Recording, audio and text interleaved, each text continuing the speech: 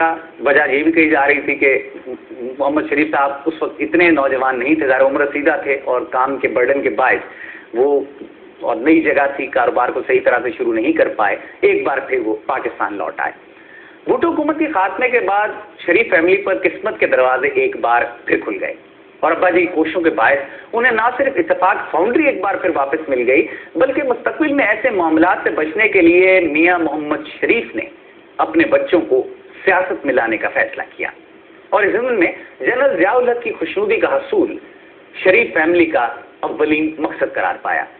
شریف family کوش رنگ line اور حلیم طبع محمد نواز شریف حاکم وقت کی آنکھ کا تارا بن گئے، جن کے بارے میں ضیاء الحق کے وہ مشہور و معروف الفاظ آج بھی اخبارات میں موجود ہیں اور کہ نواز شریف میرا منہ بولا بیٹا ہے اور اللہ کرے کہ اسے میری عمر بھی لگ جائے۔ لہذا جنرل صاحب کے منہ بولے بیٹے کے لیے وزارت ایک معمولی بات تھی اور ابا جی کی فرمائش کے عین مطابق نواز شریف کو جنرل ضیاء الحق نے پنجاب کا وزیر خزانہ مقرر کر دیا۔ اس محاورے کے عین مطابق جناب سیاں ہو کو توفال تو ڈر کس بات کا، اتفاق فاؤنڈری جو کہ پہلے بڑے عرصے سے فاؤنڈری ہی رہی، یکدم اس نے ایک بہت بڑے گروپ کی صورت اختیار کر لی اور خصوصاً 80 کی دہائی میں یہ ترقی بہت زیادہ تیز رہی اور اب اس کے احساس سے ایک اندازے کے مطابق بلینز آف ڈالرز میں ہیں۔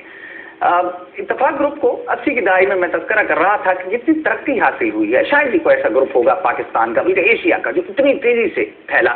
اور اس اپنے عروج کو پہنچ گیا۔ 1982 میں ذرا سا میں جائزہ لے لوں، تفصیل میں آپ کو پروگرام کے دوران جب تفصیلی اس موضوع پر ہم آئیں گے میں ضرور بتاؤں گا آپ کو کہ کیا کچھ ہوا، لیکن چھوٹا سا جائزہ کہ 1982 میں اتفاق شوگر مل بنی، صرف ایک سال کے دوران ہی برادرز اسٹیل مل قائم ہو گئی۔ 1986 میں برادر ٹیکسٹائل مل کی بنیاد رکھی گئی۔ 1987 میں اتفاق ٹیکسٹائل یونٹس بنے، ایک یونٹ نہیں تھا یونٹس تھے، جبکہ 1988 میں خالد سراج ٹیکسٹائل مل بنائی گئی۔ اس وقت کے یہ پنجاب کے بے تاج بادشاہ نواز شریف کی کاروباری سرگرمیوں کی انتہائی مختصر سی جھلکی ہے۔ تفصیلی بات جیسے میں پہلے عرض کر چکا ہوں کہ ہم آپ کو پروگرام کے تقریباً درمیان میں جا کے ایک بار پھر جب وہ کرپشن کے الزامات سامنے آئیں گے تو پھر ہم اس پر یہ تفصیل بھی آپ کو بتائیں گے کہ کیا کچھ ہوا۔ 1988 سے لے کر 90 کے دوران جب محترمہ بے نظیر بھٹو وزیر اعظم پاکستان تھیں تو پنجاب کے اتھرے وزیر اعلیٰ کو تاریخ بھلا نہیں سکتی، جس نے اس وقت کی وزیر اعظم کا استقبال کرنے سے انکار کر دیا اور ایک معروف فنکارہ سے ان کی محبت کے قصے زبان زد عام رہے اور انہیں قصوں کے باعث ان فنکارہ کی شادی کا انجام طلاق کی صورت میں نکلا۔ مرکز میں پاکستان پیپلز پارٹی اور پنجاب مسلم لیگ کی حکومتوں کے دوران دونوں جماعتیں ایک دوسرے پر کیچڑ اچھالتی رہیں۔ نواز شریف نے محترمہ بے نظیر بھٹو پر کمیشن لینے اور کرپشن کے متعدد الزامات عائد کیے اور وقت کی وزیر اعظم اور آج کی نواز شریف کی بہن نے ان پر بینکوں پر دباؤ ڈال کر قرضے لینے، متعدد فرنٹ مینوں کے نام پر بلیں قائم کرنے اور اختیارات سے تجاوز کرنے کے الزام عائد کیے۔ اس دور کے اندر 100 الزام لگائے گئے پاکستان پیپلز پارٹی کی جانب سے، یا 100 مقدمات آپ کہہ لیجئے کہ جو 100 مختلف چیزیں انہوں نے بتائیں کہ جناب یہ 100 ایسے معاملات ہیں جن میں نواز شریف صاحب یا ان کے دیگر لوگ کرپشن میں ملبس ہیں۔ اس میں ایک دو کا تذکرہ میں کرتا چلوں فی الحال آپ کو۔ اس میں ابو ظہبی کے ظفر اقبال صاحب تھے جنہیں 347 کنال مری کی زمین جو کہ بہت قیمتی زمین تھی، کوڑیوں کے مول ان کی اس کی الاٹمنٹ کر دی گئی، بہت ہی واجبی سی رقم نہ ہونے کے برابر، اور اس کے علاوہ فورن ایکسچینج قوانین کے خلاف ورزی کے الزامات تھے۔ یہ 100 الزامات ہیں، کچھ میں پہلے بتا چکا ہوں۔ انڈر انوائسنگ اوور انوائسنگ کے الزامات تھے اور وزیر اعلیٰ کے اختیارات سے تجاوز کے الزامات شامل تھے۔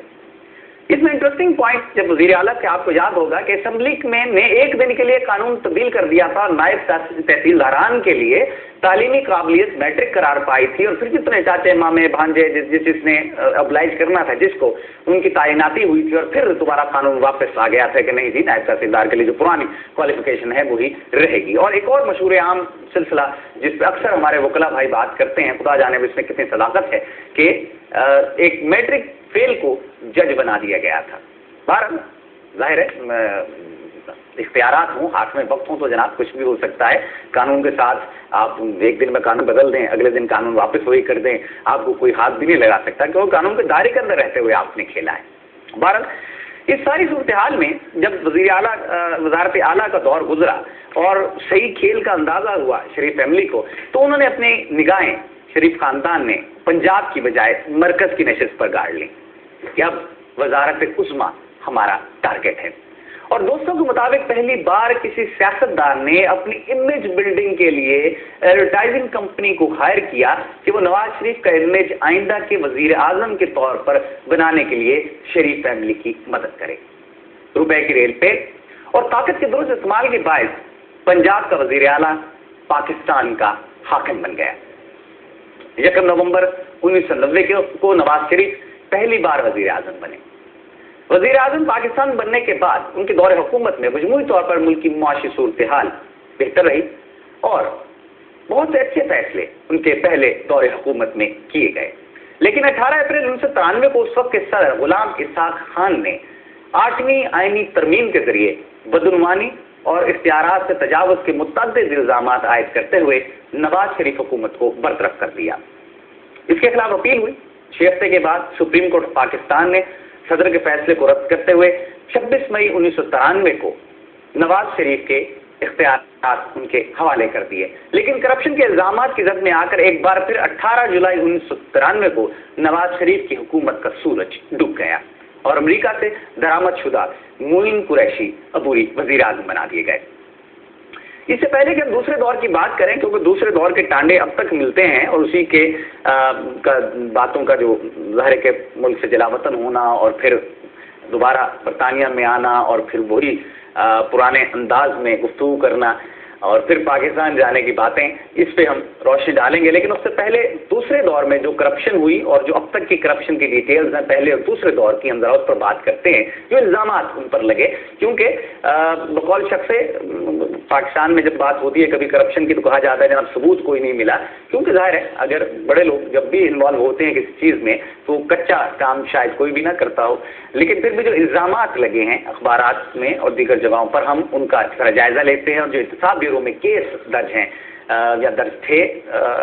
नवाज शरीफ और उनकी फैमिली के हवाले से, उनकी तफसील हम आपकी नजर किए देते हैं। इस वक्त बरसर वज़ीर आज़म नवाज शरीफ को जनाब करप्शन के इल्जामात का सामना करना पड़ा। एग्जाइल से पहले की बात मैं कर रहा हूँ और इनमें टैक्सों की अदम अदायगी है, फ्रॉड से रूसी साख्ता हेलीकॉप्टर इंपोर्ट करने के इल्जामात हैं, जबकि इससे पेशतर उनको हाईजैकिंग और दहशतगर्दी के मुकदमे में सजा सुनाई जा चुकी थी। अटक किले में नवाज शरीफ के खिलाफ टैक्सों की अदम अदायगी और असाफ़जात पोशीदा रखने के इल्जामात में मुकदमा चला। ये मुकदमा रूसी साख का हेलीकॉप्टर MI6 जो है इसकी खरीदारी से मुताल्लिक था, जिसकी मालियत 1.3 मिलियन पाउंड थी। कौमी इंसाफ ब्यूरो का ये कहना है कि नवाज शरीफ ने इस हेलीकॉप्टर की खरीदारी को अपनी इनकम टैक्स रिटर्न में नहीं दिखाया।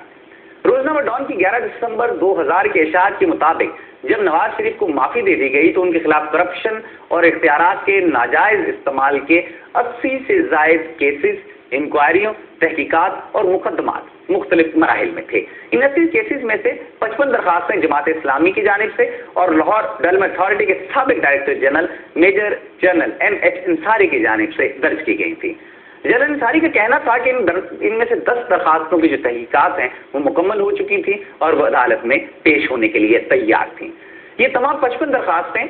प्लॉटों की गैर कानूनी अलॉटमेंट के बारे में थी। जनरल अंसारी के मुताबिक ये प्लॉट उस वक्त अलॉट किए गए थे जब नवाज शरीफ पंजाब के वजीर आला थे। नवाज शरीफ को जिस करप्शन के पहले केस में सजा हुई थी वो पाकिस्तान पीपल्स पार्टी की जानिब से दी गई दरखास्त पर हुई। इस दरखास्त के मुताबिक नवाज शरीफ ने हल्का NA-12 के कागजात नामजदगी दायर करते वक्त अपने फॉर्म में हेलीकॉप्टर की जो मलकियत है उसे शो नहीं किया था और दरखास्त के मुताबिक हेलीकॉप्टर के हवाले से 30 मिलियन की ड्यूटी भी अदा नहीं की गई थी।